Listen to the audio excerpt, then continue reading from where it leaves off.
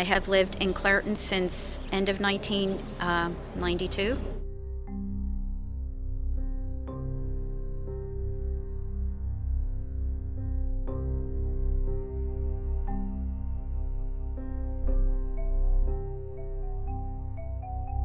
I am a migraine sufferer, and I've noticed whenever U.S. Steel puts out stuff through their stacks, usually at night, I usually wake up with a migraine. It seems to happen most of the time. It just seems very coincidental. It happens so much.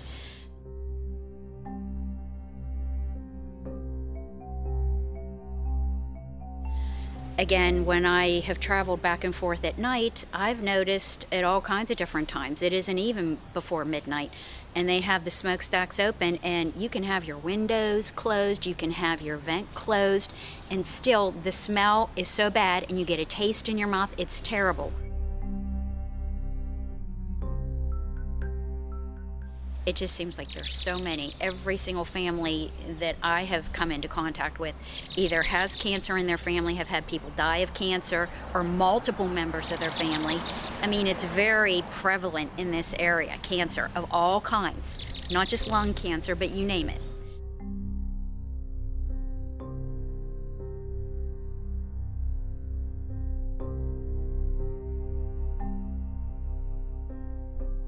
It isn't even just right here in Clairton. I mean, the whole Mon Valley is affected. We're in this valley here, and any bad air tends to stay here because of our geography, and so that makes it even worse. But I'm kind of in a position where, I mean, I bought a townhome here, and I, put roots here because it was affordable. And then once I'm here, then I find out that there's these issues to deal with, and that's, been a problem for me. Yeah, and I haven't had the money to be able to move. There is a great community of people here that are trying to make things better, that are trying, to get the community to come together about all these issues that are a problem and get something done. But it makes it tough because there are people that are afraid. They're afraid of losing jobs. They're afraid of their relatives losing jobs, or all kinds of other types of problems that could occur because they come out and say something, so they're afraid to say anything. You gotta speak up.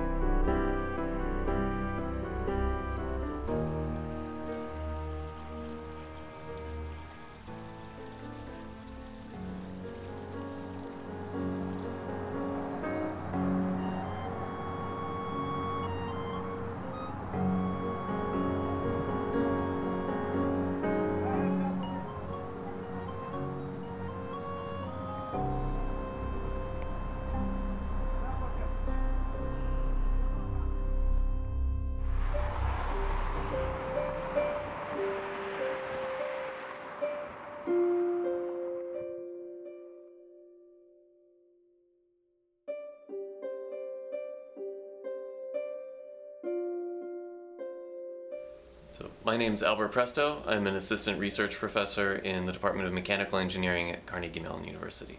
The Clairton Coke Works is part of the larger Mon Valley Industrial Complex, and it's one of the largest single emitters in Allegheny County. So it's one of the largest emitters of sulfur dioxide and particulate matter in the county, and emits other pollutants such as nitrogen oxides and polycyclic aromatics and things like that.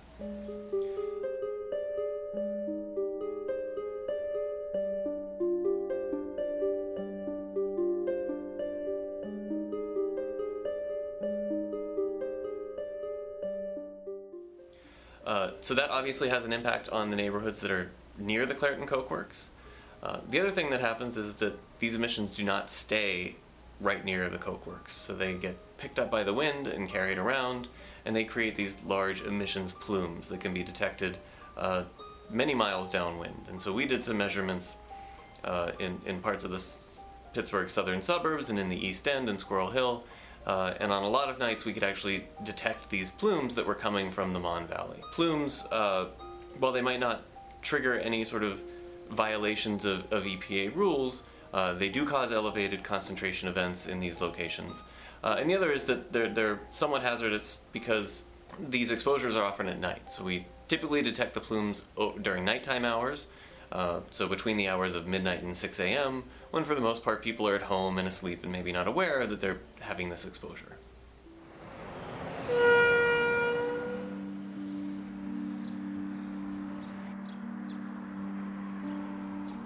Hi, my name's Christine. I'm 51 years old, and I lived in Clairton all my life.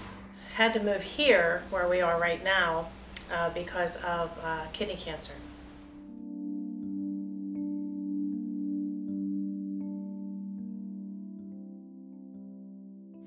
Well, I had my kidney removed in 2009. It was in October, so a couple months before that, I had a little lump right here, and I just had a baby, so my baby was 13 months old.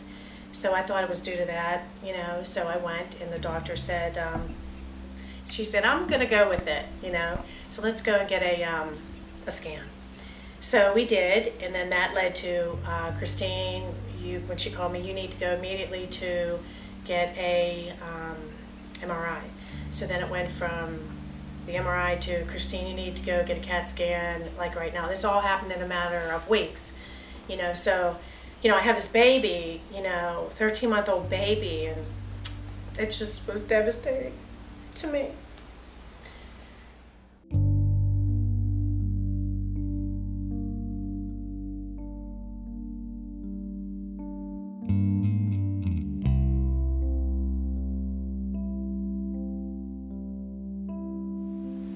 I go and get the CAT scan, and they called me right away, and they said, do you have anybody to watch your little baby? And I said, Molly, what's wrong?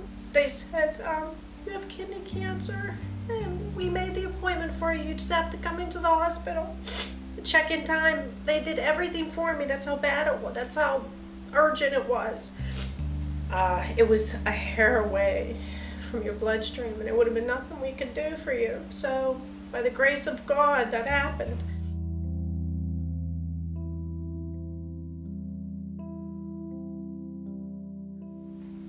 So then, immediately, you know, our whole life's changed. But every day would come out and there would be black, gritty dust everywhere, all over our cars, all over everything, you know. So it had to be pretty bad. The research that I came up with, it's environmental. I'm living right in the middle of it. It's benzene.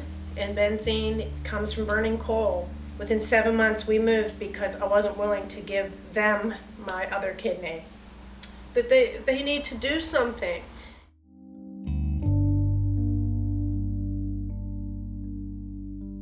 You know, I would feel bad about people losing their jobs, but people are losing their lives. They're losing their lives. You know, organs, like things that were mine that it wasn't theirs to take.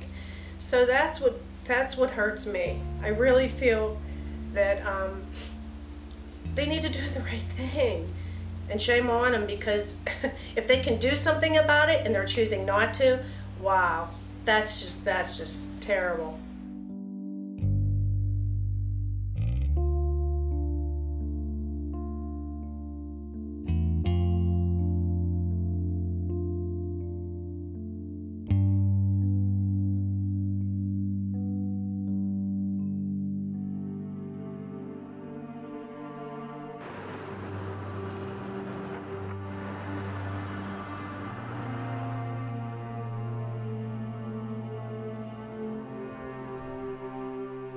I did not grow up here, but we moved here in the 80s and have been here ever since. And throughout that entire time period, there has not been 1 month that has gone by that you don't get the horrific smell of benzene in the air. If the wind's blowing the right way, you can literally taste it. I can't tell you how many people I know and know right now that are dying with 4-stage lung cancer. I have not talked to anybody in this town who doesn't know or have at least one child in their family that does not have severe breathing and asthma problems.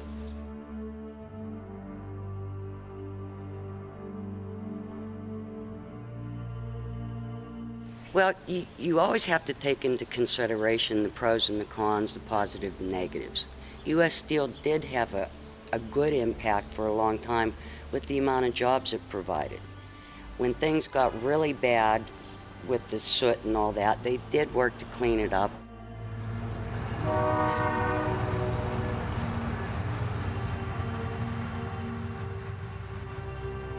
But it seems to me that later on, closer to our time in history, it's cheaper to pay the fines than it is to fix the problem.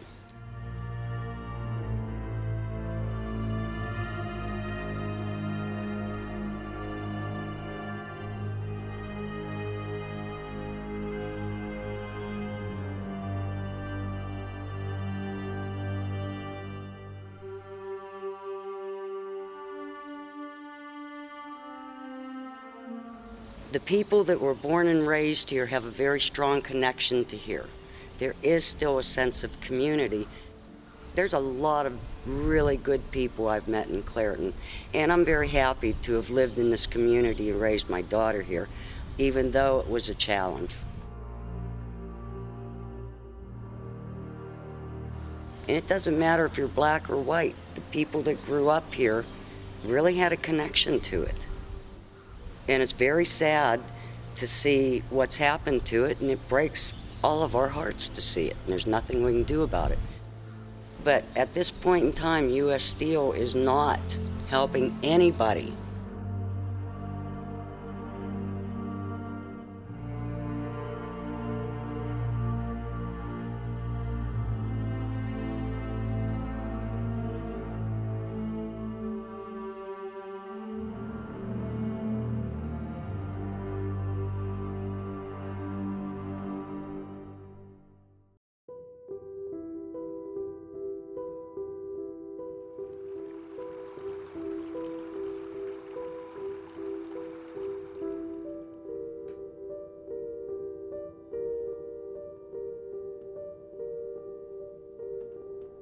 Hi, my name's John Makis. I'm 36 years old. I've lived here since roughly 2008. My fiance and I bought this house obviously due to the yard that you can see in the back.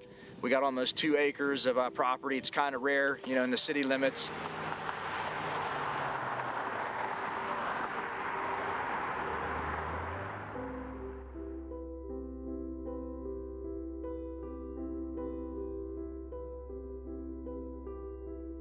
Shortly after we moved in here, we noticed that we were having some breathing problems and really strong chemical odors. I filed numerous complaints against them through the Allegheny County Health Department. Not once have they ever come out to investigate one of the issues. I was given a number for United States Steel, and you know, I'd call this number and I would file complaints with them directly.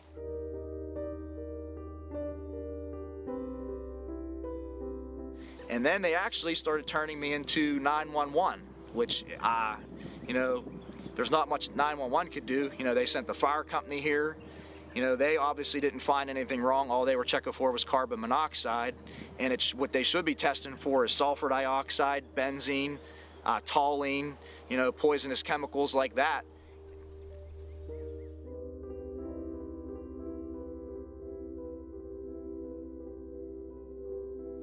And again, no one ever come to the house, no one ever investigated, nobody cared. It got to the point where they would just blow me off.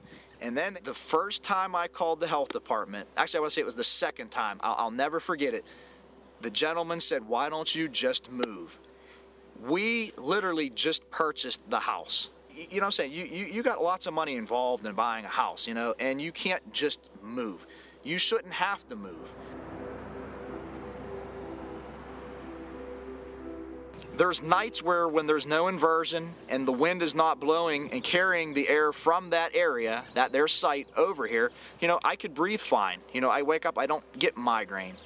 But when I wake up in the middle of the night and I have a headache, you know, there's times I could smell the odor inside the house, or I'll poke my head outside, and it's overwhelming. And it just depends on which way it's blowing, the wind's blowing. And there's health effects, not just an odor.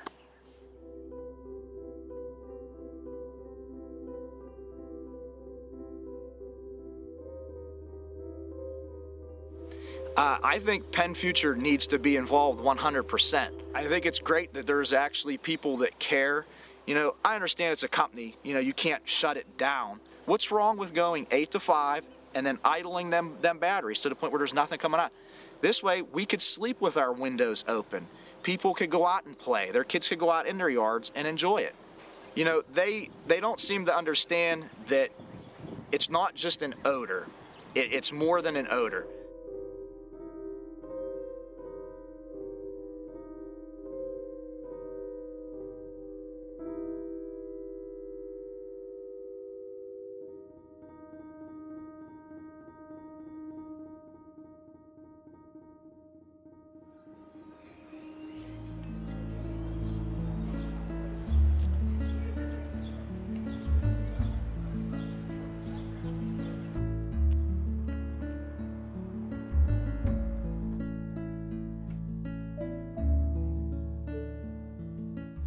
Hi, I'm Lindy.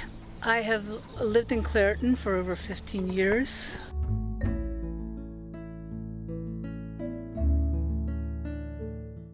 I'm also a member, a volunteer for the library in this community.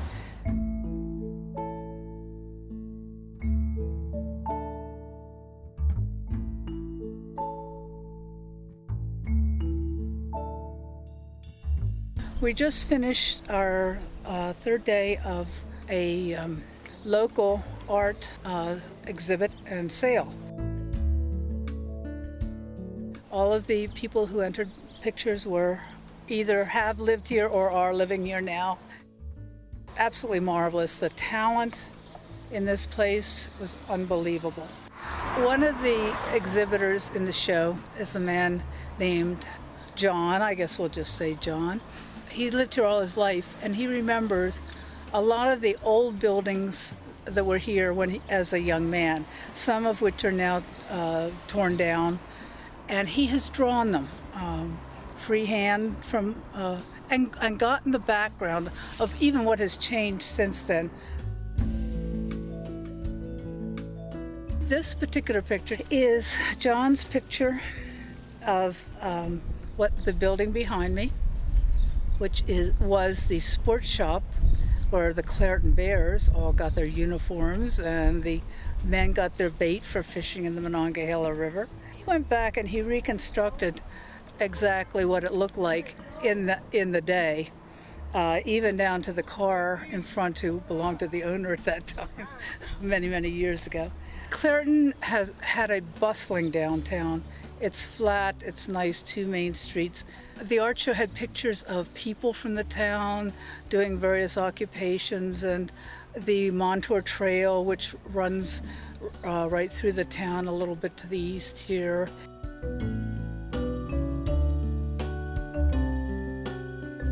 There are a lot of viable groups in this community, volunteers, old order of the this and the that many towns have, but these groups are still going, and people meet and greet and socialize, and many of them are just out to do as much as they can for our city. There is a core group that love this town and find society and culture and friends within the town. And if you just drive through the town, maybe you wouldn't notice that. We're the Friends of the Library, and we try to put on some events that enrich the town and the cultural life for the people here.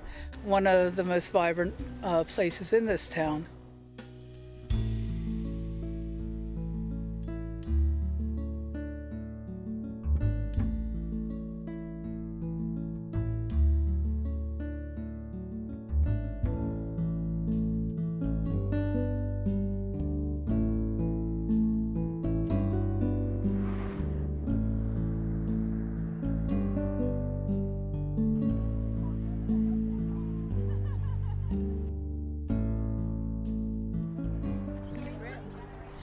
My name is Bradley. I'm hurt, and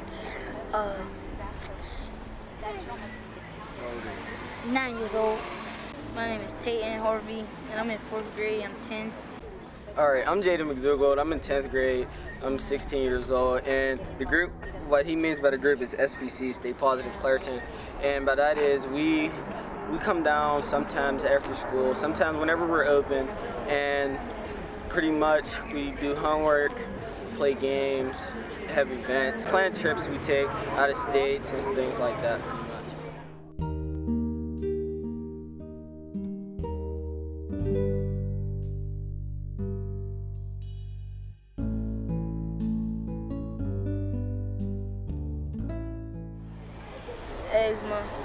Asthma, yeah, like if you go to a certain place that's dirty with all that stuff, it's like the bill, that could mess with your, lungs. Mess with it, yeah, and then that's when it hard to breathe. Do a lot of your friends have asthma or breathing problems? I do.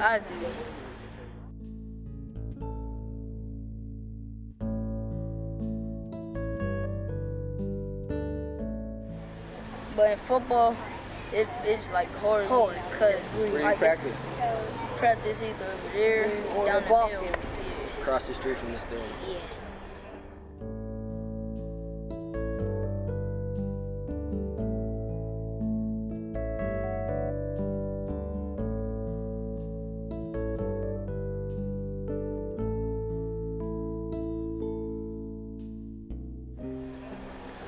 So most people, like, they have to take their gear off and take their helmet off to breathe and stuff. Yeah, some people just have to take their gear off and just lay back. Drink some water. My name is Cheryl Hurt. These are my grandchildren and my new adopted grandchild. One of the things that's most important to me with the air we breathe is the future of my grandchildren and the future generations here in my community. I also have a monitor that shows the pollution index within the home, which is very important to me because I also have a daycare, and when the pollution index is high, it alerts me that my children shouldn't go outside to play. At the baseball, football games, so many children have the different breathing apparatus because they can't breathe with asthma.